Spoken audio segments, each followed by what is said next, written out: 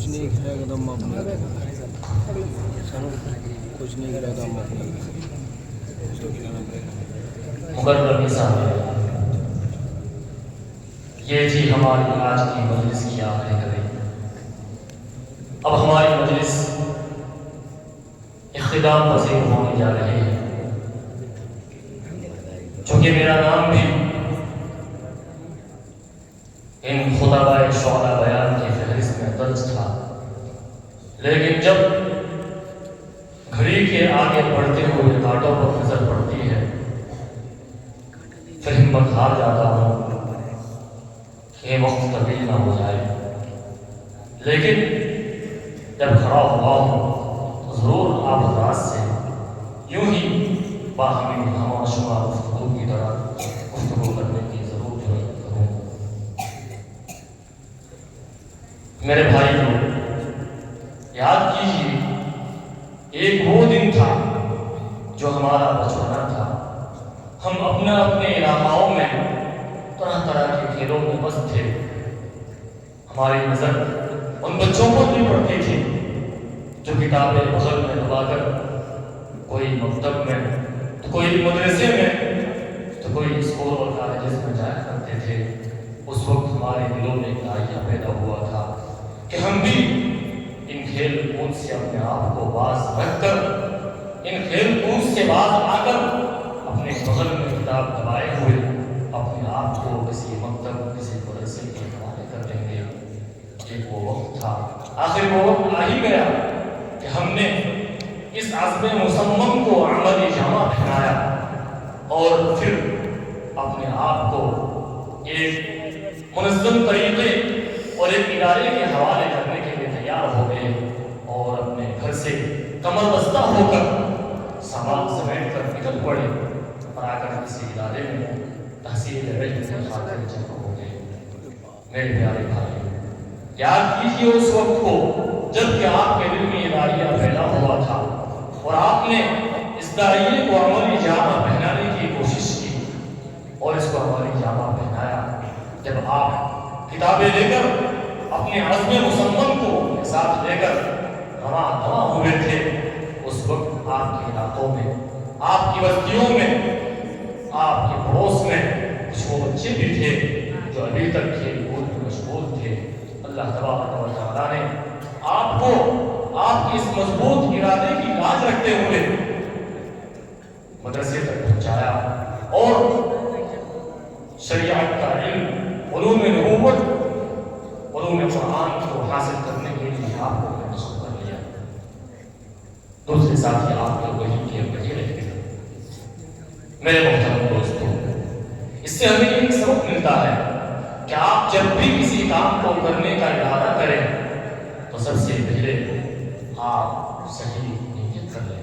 انما الاعمال بالنیات، آپ اس حدیث کو بار بار دہراتے ہیں، بار بار تقریروں میں بیان کرتے ہیں، بار بار اپنے خطبے میں پڑھتے ہیں۔ کیا آپ نے غور کیا کہ آپ صلی اللہ علیہ وسلم نے اپنے اس بات ارشاد میں اپنی امت کو کیا تعلیم دی ہے؟ میرے ان چند باتوں سے یہ سبق ملتا ہے کہ آپ کبھی بھی کسی کام کا ارادہ کریں تو ضرور آپ اچھی نیت کر لیں۔ آپ کا وہ کام چاہے مباح ہو اور عبادت میں تبدیل ہو جائے گا۔ آپ کپڑا دھو رہے ہیں، آپ کھانا کھا رہے ہیں، آپ راستے پر چل رہے ہیں، یہ ایسے امور ہیں، ایسے کام ہیں جن کو فقہی اصطلاح میں مباح کہا جاتا ہے۔ مطلب یہ ہے ایسے کام کی انجام دہی میں نہ آپ کے ان کاموں کے انجام دہی پر ثواب کا ترتب ہوتا ہے اور نہ گناہوں کا ترتب ہوتا ہے، بلکہ آپ ان کاموں کو انجام دیں تو بہتر ہے، آپ کا فائدہ ہے، نہ دیں تو آپ کا معاملہ ہے۔ لیکن اگر آپ انہی مباح کام کو کرنے سے پہلے نیک نیتی کا سہارا لے لیں، اپنے ارادے کو، اپنی نیت کو درست کر لیں، مثلا میں کھانا کھا رہا ہوں لیکن اس کھانے کے بعد اللہ تبارک و تعالیٰ اس کھانا کے ذریعے ہمیں جو جسمانی قوت عطا فرمائیں گے، ان جسمانی قوت کا استعمال راہ خدا میں کریں گے تو یقیناً آپ کے کھانے کا عمل بھی ایک عبادت بن جائے گی आपके इस खाने के मुबाह अमल पर भी सवाब का तरत्तुब होगा। मेरे भाइयों, ये है नियत का असर। मैं ज्यादा इस हदीस की तशरीह में ना जाते हुए, वक्त की नज़ाकत को समझते हुए अपनी बात को आगे बढ़ाता हूँ। खुलासा कलाम ये है, आप जब भी कोई काम करें अपने इरादे और नीयत को मजबूत और नेक रखें। अल्लाह तबारक व तआला की इमदाद शामिल है। मेरे भाइयों, फिर मैं अपनी असली बात पर आता हूँ। अल्लाह तबारक व तआला ने आपको मुख्तलिफ इदारों में जमा फरमाया और कुरान और हदीस के उलूम की तहसील के लिए आपका इंतखाब फरमाया। आप दिन रात क़ाल अल्लाह क़ाल रसूल की सदाएं बुलंद करने लगे। आज कुछ अरसे बाद वो दिन भी आ गया कि आपका ये सफर खत्म होने को चला है। आप इस सफर से किसी और सफर की तरफ मुंतकिल होने चले हैं। मेरे प्यारों, जिंदगी के कुछ मराहिल हैं जिससे हर इंसान को गुजरना पड़ता है। ये कुछ जिंदगी के मराहिल है। हम पहले किसी एक और मरहले में थे, उसके बाद दूसरा मरहला आया, उसके बाद तीसरा मरहला आया। इस तरह से जिंदगी गुजारने के जितने भी मराहिल हैं, हर इंसान को इन मराहिल से गुजरना पड़ेगा। मेरे अज़ीज़ भाई, लेकिन याद रहे कि इन तमाम साथियों से अल्लाह तबारक व तआला ने आपका जो इंतखाब फरमाया था, आपको इल्म दीन सिबुत करने के लिए मुंतखब फरमाया, क्या वाक़अतन आपने अल्लाह तबारक व तआला की आपके साथ इस रहमो करम के मामले पर कुछ गौर व फिक्र किया? आपने इसका हक अदा किया? इस पर गौर करने की अशद जरूरत है कि अल्लाह ताला ने इन तमाम से चुनकर हमें तहसील इल्म के लिए जमा फरमाया, हमने उसका हक अदा नहीं किया। हम अपने माजी पर नादिम और शर्मिंदा हैं। इसी तरह से आज से आज में मुसम्मम करते हैं कि आइंदा जो तालीमी सफर हमारा बाकी रह गया है, जो तालीमी जिंदगी हमारी बाकी रह गई है, इंशाअल्लाह ताला हम माज़ी की तरह इन अय्याम को नहीं गुजारेंगे। अल्लाह ताला ने हमारी आज रखकर अपने उलूम सिबुत करने के लिए हमारा इंतखाब करके यहाँ जो जमा करवाया है, हम भी इस याद रखेंगे और कमा कहो हम तालीम हासिल करने की पूरी कोशिश करेंगे। मेरे अजीजों, जहाँ आपकी जिम्मेदारी ये है कि आप किसी इदारे में आकर तालीम हासिल करने की तमाम तर ज़वाबित और उसूल के साथ कोशिश करें, वही आपको इस तरफ भी अपने ज़हन को मरकूज करने की ज़रूरत है कि ये तालीम का हुसूल हमें कैसे होगा, इस हुसूल तालीम के ज़राए और आलात क्या किया है। जाहिर सी बात है, उन आलात की कदरदानी नहीं होगी तो असल मकसद हुसूल इल्म भी हमें हासिल नहीं होगा। आप गौर करें तो तालीम हासिल तहसील इल्म का सबसे पहला सबब भी यही है कि हमें अल्लाह तबारक व तआला ने इदारे की शक्ल में एक जामिया फराहम किया, उसकी हमें हर लिहाज से कदरदानी करनी चाहिए। इसका बहुत ही अहम किरदार अदा होता है तहसील इल्म में। दूसरा, आप कोई इल्म का हुसूल असातिज़ा इकराम से होता है। असातिज़ा इकराम का एहतराम भी बहुत ज़रूरी है, वरना तहसील इल्म नामुमकिन तो नहीं कहूँगा, अलबत्ता मुहाल ज़रूर हो जाता है।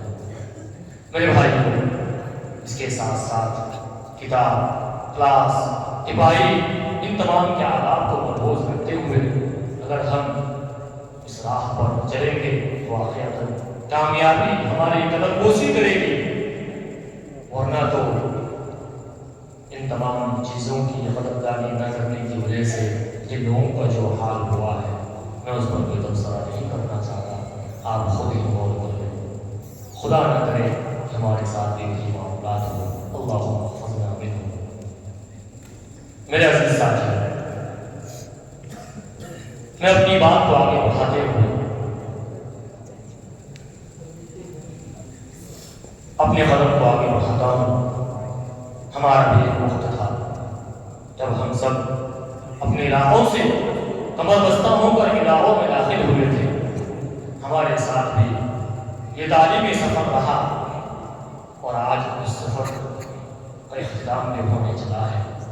لیکن ظاہر سی بات ہے اس تعلیمی سفر کا سب سے آخری سال جو ہوتا ہے اس سال میں طلبا پر کچھ ذمہ داریاں آ جاتی ہیں جس کو اس ذمہ داری کے کچھ ضوابط اور اصول کو مد نظر رکھتے ہوئے انجام دینا بہت ضروری ہوتا ہے. ایسے موقع پر بعض چیزیں ایسی پیش آ جاتی ہیں جس سے ان ساتھیوں کی طرف سے دیگر ساتھیوں کو ٹھیس بھی پہنچتا ہے. لیکن یہ ساری کی ساری چیزیں کسی حکمت کے پیش نظر اور کسی ضابطے کے پیش نظر ہوا کرتی ہیں.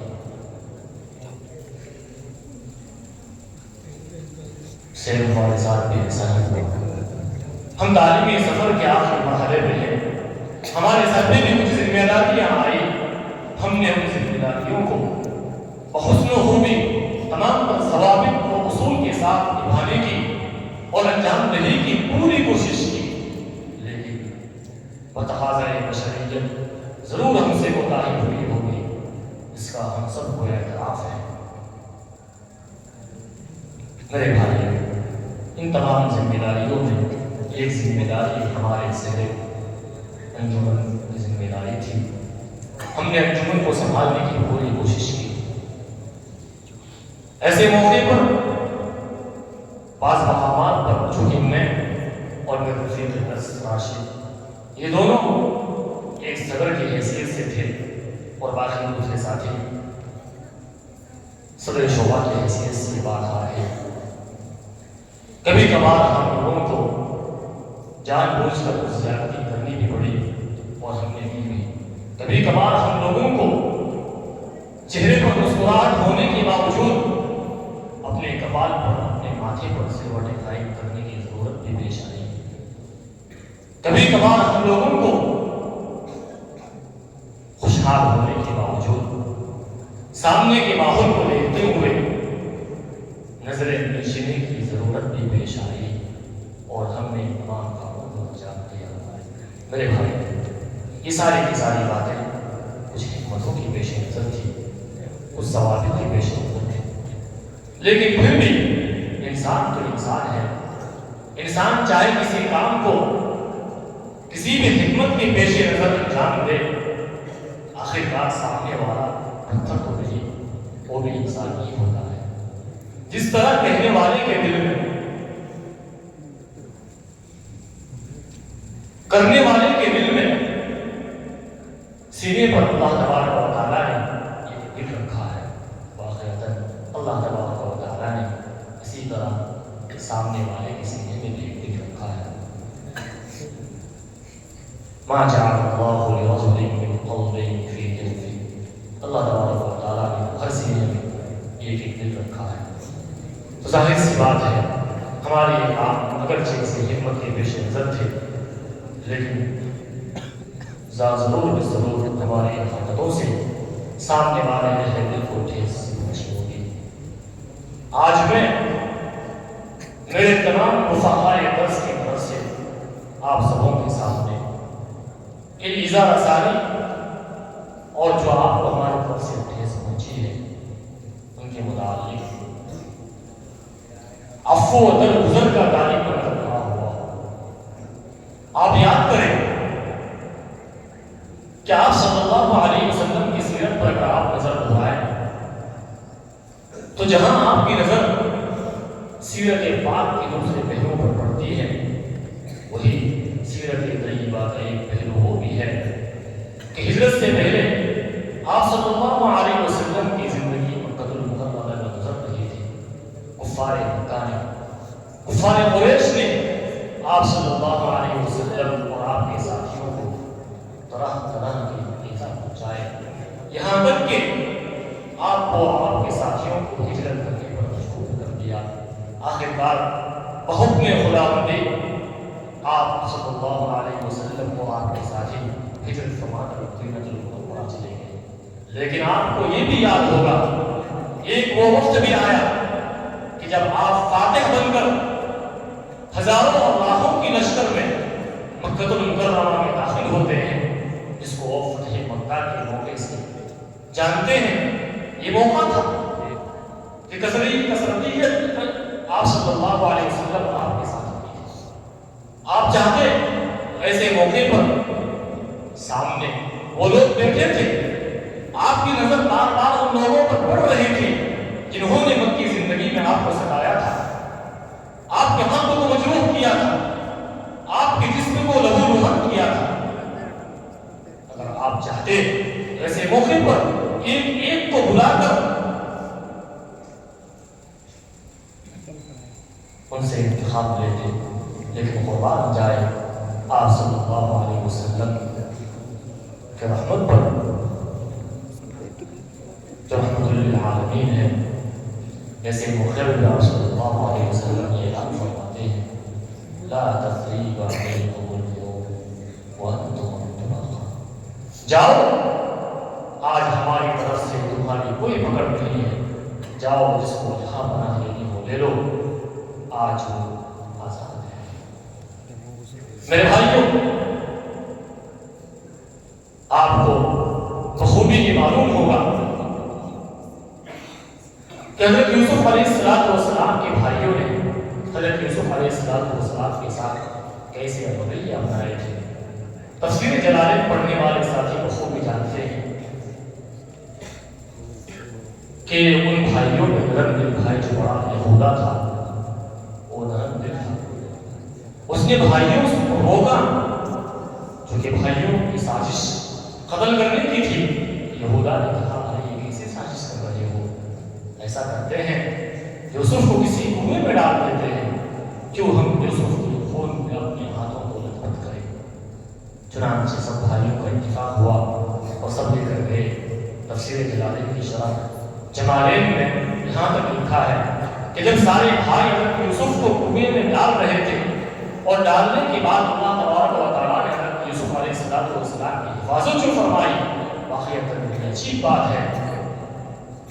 اس وقت سارے بھائیوں نے پتھر اٹھایا اور پتھر اٹھا کر اوپر سے حضرت یوسف علیہ السلام کے نعوذ باللہ من ذالک سر کو کچلنے کے ارادے سے گرانے کا ارادہ کر رہے تھے.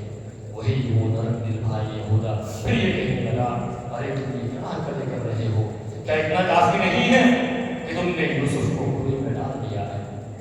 میرے بھائیوں، آپ حضرت یوسف علیہ السلام کی پوری زندگی کا مطالعہ کیجیے، از اول تا آخر. چاہے آپ کا بچپنا ہو، آپ کا بڑھپن ہو، آپ کی جوانی ہو، آپ کی شیخوخت ہو، آپ بچپن سے لے کر اخیر تک اپنی زندگی کا مطالعہ کریں گے، آپ اس کا اندازہ لگا سکتے ہیں کہ بھائیوں نے ہر موڑ پر ہر مقام پر آپ کو ستایا، آپ ستائے ہوئے تھے.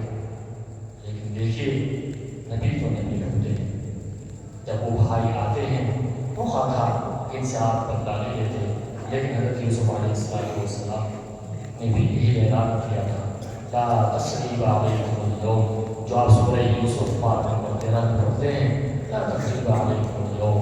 میرے بھائیو جاؤ، تم نے میرے ساتھ ماضی میں جو کیا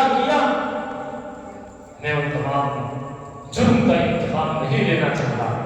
آج تم سب کے سب آزاد ہو، جیسے آج سے پہلے بچپن میں ہم سب یعقوب کی اولاد تھے، آج بھی ہم یعقوب کی اولاد ہیں، ہم سب آپس میں بھائی ہیں، ہم کسی سے کسی کا بدلہ نہیں لیں گے. میرے بھائیو، یہ اعلان آپ صلی اللہ علیہ وسلم نے بھی فرمایا تھا لا تثریب علیکم اليوم. واقعتاً ہم اگر اپنی ماضی پر غور کریں، ہم سے جو ایذا رسانی آپ کو ہوئی ہے واقعتاً ہوئی ہے، لیکن حضرت یوسف علیہ السلام کے حق میں ان کے بھائیوں کی طرف سے جو ایذا رسانی ہوئی ہے، مجھے یہ محسوس ہوتا ہے ان ایذا رسانیوں سے زیادہ نہیں ہوگی. اسی طرح آپ صلی اللہ علیہ وسلم کو جس طرح کفار قریش نے ستایا، ہمارا ستانا اس سے بہتر نہیں ہوگا. جب آپ نے معاف فرما لیا، حضرت یوسف علیہ السلام نے اپنے بھائیوں کو معافی کا پروانہ دے دیا، آج ہم بھی آپ تمام وفاقہ سے حضرت یوسف علیہ السلام کے اپنے بھائیوں کو معافی کے پروانہ دینے کی طرح اس بات کے متمنی اور طالب ہیں اور امیدوار ہیں کہ آپ آج ہم سارے رفقا کو ان انبیاء علیہ السلام کی سنت پر عمل کرتے ہوئے ان کی سیرت کو ذہن میں رکھتے ہوئے وہی جملہ لا تثریب علیکم اليوم ایک ساتھ بآواز بلند کر کے ہم سب کو معافی کا پروانہ دے کر یہاں سے رخصت فرمائیں گے.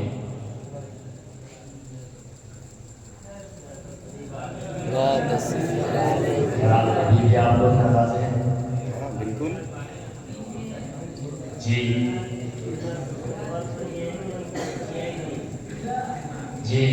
ابھی ہم سارے رفقا اس بات کو امیدوار ہیں کہ انہیں نبیوں کی سیرت مد نظر رکھتے ہوئے جس طرح سے لا تثریب علیکم اليوم کا کہ آواز بلند کر کے وانتم طلقاء پروانے سے ان کو نوازا تھا، ہم بھی امید لگائے بیٹھے ہیں. آپ سارے ساتھی اس کے ساتھی ہیں وہ بھی لا تثریب علیکم اليوم جانتے ہیں.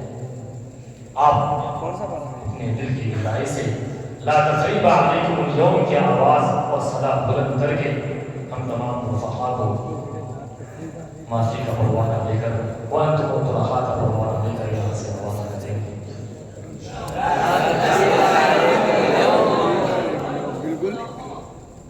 آج سے ہم ویسے ہی جیسے اول دن یہاں داخل ہوئے تھے، کوئی رنجشیں نہیں تھی، کوئی عداوتیں نہیں تھی، بیچ میں ایک الفت و محبت میں جو دراریں آئی بہت خوشی ہو رہی ہے کہ ہم نے آج مل جل کر ان دراؤں کو ختم کیا، ان دراؤں کو مٹایا.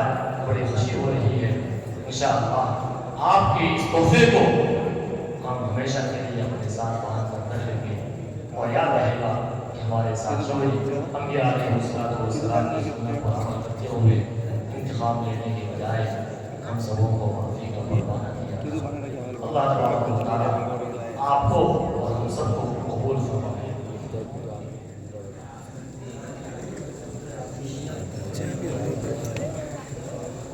کچھ آگے بات کروں اس سے قبل یہ اعلان کرنا مناسب سمجھتا ہوں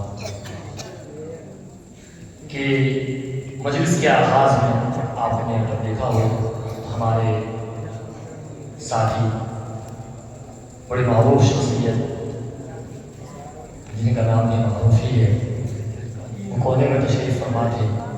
شاید مجھے لگ رہا ہے اس منظر کو دیکھ کر اس نظارے کو دیکھ کر ان کو اپنی طالب علمانہ زندگی یاد آ گئی ہوگی اور فوری طور پر دیکھ رہا تھا ایک ساتھی کا مطلب فرمایا اور کہا کہ فوراً جاؤ اور میری طرف سے کچھ نہ کچھ میرے ساتھیوں کے لے کر آؤ اور ان سے کہنا کہ اپنے ساتھی کے لیے دعا کریں. میرے بھائی انہوں نے اپنی حیثیت کے مطابق آپ تمام ساتھیوں کے لیے رول کا انتظام کیا اور بھجوا دیا ہے. سارے ساتھی سے امید کرتے ہیں آپ ان کے لیے دعائیں خیر فرمائیں گے. اس کے ساتھ ساتھ جو اصل ہمیں تقسیم کرنی تھی وہ مٹھائی ہے. انشاءاللہ مجلس کے اختتام پر آپ سبوں کے ہاتھوں میں مٹھائی رکھ کر مجلس کا اختتام کریں گے. اس سے قبل کہ میں مجلس کا اختتام کروں ضروری سمجھتا ہوں کہ آپ سبوں یہاں خوش ہوں. کلمہ تشکر اور ہمارے صدر وقار جو کافی دیر سے اپنے منہ کو یوں ہی بند کر کے بیٹھے ہیں ان کے حق میں کچھ کلمہ تشکر پیش کر کے اپنے مجلس سے اختتام کروں. انشاءاللہ اپنی بات کو زیادہ طول نہیں دوں گا، بس یہ اختتامی کلام ہے.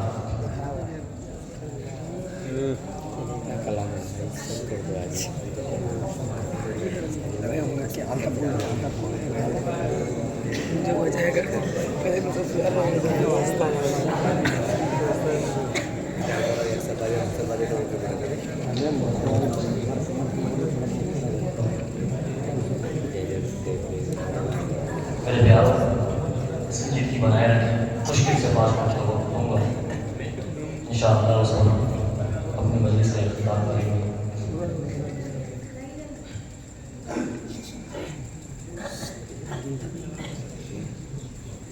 مقرر سامعین، قافلہ شرقی جن رہنائیوں کے ساتھ منزل مقصود کی سرحد عبور کرنے کی راہ پر گامزن تھا۔ آپ حضرات کی حوصلہ افزائی اور سنجیدگی سے اس کارواں کا ٹمٹماتا ہوا چلا باوجود تیز و تند جھوٹوں کے روشن ہو گیا۔ یقیناً آپ جلسے کو کامیاب کرنے کے لیے ہماری ایک ہی صدا پر حاضر ہو گئے اور اس وسیع و عریض اور عظیم الشان مسجد میں صف بستہ ہو گئے اور ابتدا سے انتہا تک ایک پروخار ماحول بنائے رکھا۔ اس پر ہم جتنی بھی مسرت و خوشی کا اظہار کریں آپ کی آمد اور سکون پر ہم اپنے قلوب کی ان گہرائیوں سے امتنان کا تشکر پیش کرتے ہیں۔ جہاں آپ حضرات کے لیے عزت و عظمت، احترام و اکرام اور نیاز بے شمار جذبات نظر ہیں، جنہیں یہاں کا اظہار میں لانے سے وقت کی نزاکت گلا کر رہی ہے۔ ہم دعا گو ہیں کہ باری تعالیٰ آپ حضرات کو اس کا اجر جزیل عنایت فرمائے، آمین۔ اخیر میں ہم اپنے صدر محترم جناب حضرت مولانا اللہ صاحب قدس اللہ علیہ کی خدمت بابرکت میں بھی تہہ دل سے ہدیہ تشکر پیش کرتے ہیں کہ انہوں نے باوجود قلت وقت اور کثرت مشاغل کے ہماری دعوت پر خندہ پیشانی سے کرسی صدارت کو زینت بخشی اور ہم ناراضی جلسہ کی حوصلہ افزائی فرمائے۔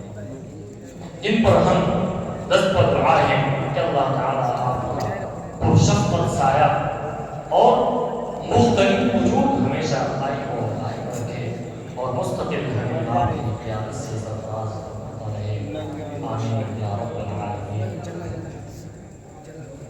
میں اپنے تمام ساتھیوں کی طرف سے سلام پیش کرتا ہوں، السلام علیکم ورحمۃ اللہ وبرکاتہ۔ اس طرح سے آپ نے ابتدا سے انتہا تک سنجیدگی کو برقرار رکھا، مجھے امید ہے